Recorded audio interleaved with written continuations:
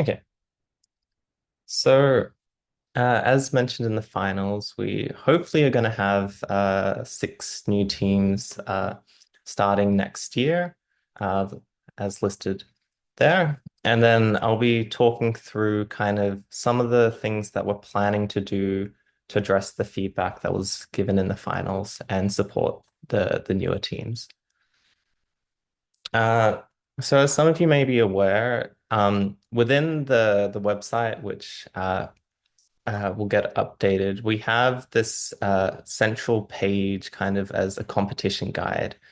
And one of the things that at least some people aren't aware of is that we have this tab here called resources and documentation, which includes things like advertisement documents. But one that might be very useful for new teams is that we have this scientific overview that gives kind of like what is the market and some basic biology and engineering that was created by the Monash Heart Hack team, basically, that's been shared. So, kind of in response, there was quite a lot of feedback in having a kind of central Slack or Discord. So, we've created one I've put in the chat and we'll send an email about it, where hopefully we'll get some more engagement between teams and with us, the organizers, and teams. So to talk through the idea of it is that we will be hopefully sharing or anyone can share potential work opportunities, whether they be internships, research, PhD, or whatever. Um, and then additional resources, whether they be cool related news in the total artificial heart space. Then the events, the idea is that hopefully teams will either suggest events that we could organize or advertise their own events if they're being held in a webinar or hybrid format, and we can promote and get teams to attend each other's events. And then this events will create new channels for upcoming events to discuss them and have input on them. Then the competition section, one of the things which is more just to help us keep track of people and at them is that there's this join a student team little channel where if you react to the right icon, it will automatically assign you the role of the team that you're from, which will allow us to get access to a private channel to talk with you, but also just allow us to at the team when we're reporting successes or news from that respective team. But similarly, teams can report their successes here in the student team news, ask questions, and assessments will have a lot of comments and things to discuss.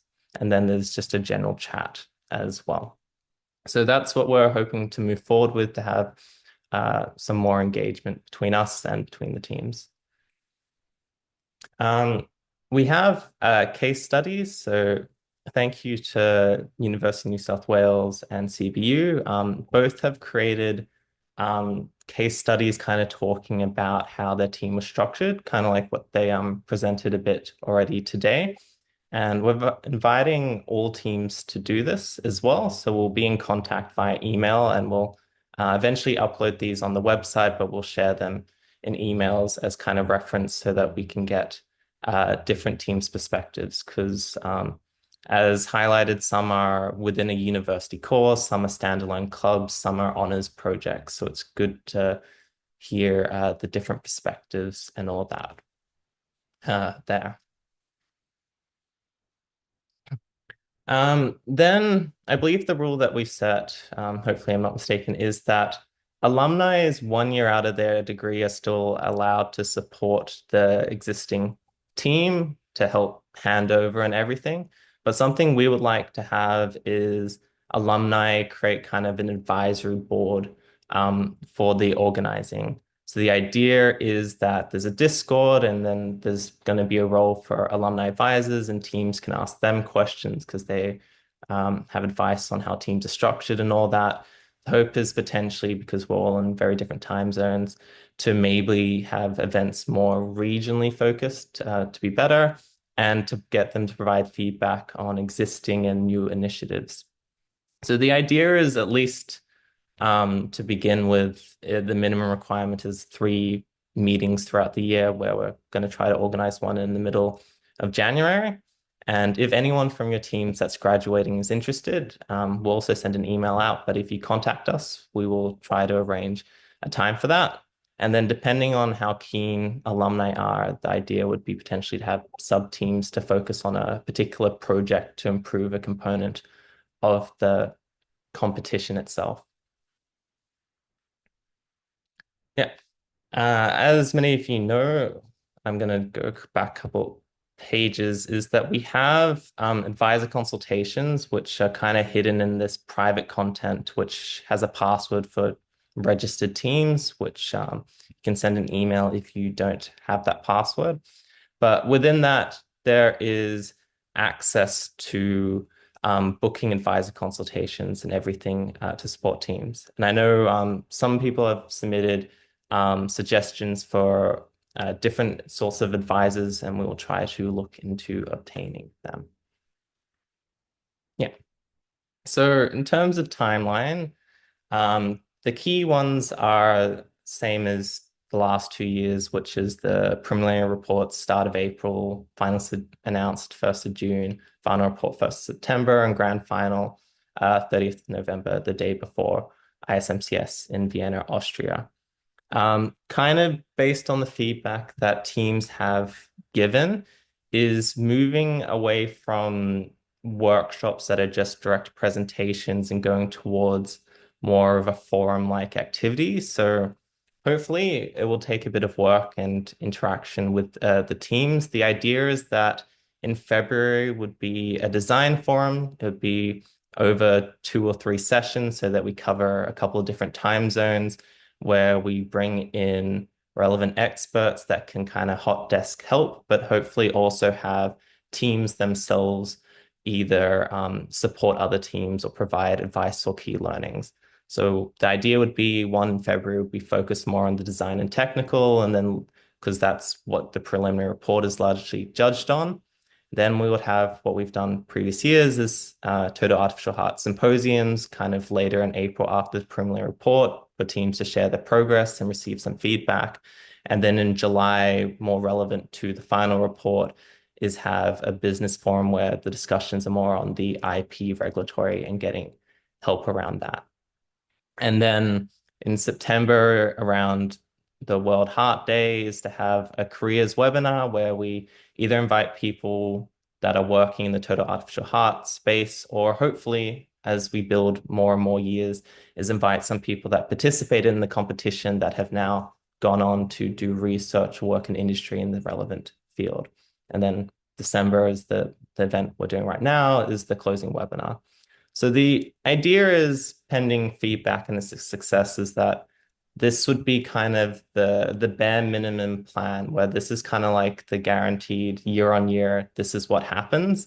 And the 3 kind of forum are supposed to be kind of interactive, and there's this careers thing talking about the future. But interspersed, the hope is that either through team suggesting or um, through us, we'll also add in actual webinars. But we were trying to kind of up with a yearly structure that is constant and has a bit more interaction there. I will then pass it on to Madhu. Thanks, Ethan. So I'm gonna tell you about the registration process. So most of you are aware of the process, like how to register and the team and stuff. So it's the same almost. So the team, each participating team should have one academic advisor and 1 to 2 team leads. So the one which we added this year is like we would like to have one person that nominated from each of your team. It's like a representative of your team. So it will be like a point of contact between the team and the organizing committee. So the idea is that will facilitate us to run the competition even much smoother and better. And second, we want to tell you about is we expect everyone to submit, like every team to submit 2025 entry form. And The next other one we want to mention is like the registration fees is up this year. Before it was $350 and now we have rise to $750, but it's for the entire team. And we also want to mention that this includes the ISMCS membership for all the team members this time. But before it was just for 5 members per team, but this includes for all the members, like even if it's 10, 15 members per team. So everyone will be getting the membership for ISMCS particularly. And next, we encourage everyone to individually to fill up the demographic forms. Uh, so next is the challenge statement. Yeah, I guess If you I'll have any question in the registration, just feel free to ask. Yeah. Yeah, so to Oh, that's highlight it. that, we'd like hopefully all teams to submit new 2025 entry forms, and if when we give it the demographic forms kind of as soon as possible, so we can create new mailing lists and keep that up to date. Whereas Yeah. the membership fee does not exist yet, so you can't pay that right now. That's still being set up, but the deadline for that is the preliminary report deadline. Yeah, that's true. And the other one we would like to add is the challenge statement. This is a new addition to the competition, and we are aiming to have new challenge statement each year. And for this year, the potential statement is addressing underserved population and how can your device be rolled out to the lower income countries. So this is the broad statement, and the few potential considerations are, I mean, given in the slide, like you can either concentrate on cost, regulatory requirements, barriers, environment, or different demographics and level of activities. These are just the ideas, but feel free to pitch in any of the ideas that you have. And the overall criteria for the awards remains the same, and but just the weightage of the award will be differ, but apart from that everything is same. And we'll be having extra 10 points for the challenge statement. And there'll be a special two awards this year as well. So one is for the challenge statement and the other one is for the best newcomer award. And also, sorry, one more award, so that is the most advanced design, that's similar to the previous one. And as you guys gave the feedbacks, we'll be trying to get the rubrics out soon this year. So it will be easy for you to work along on this. And so if you have any questions in the challenge statement or how to work on it, just feel free to ask now or in the web, just send the email to us. We'll be happy to address it.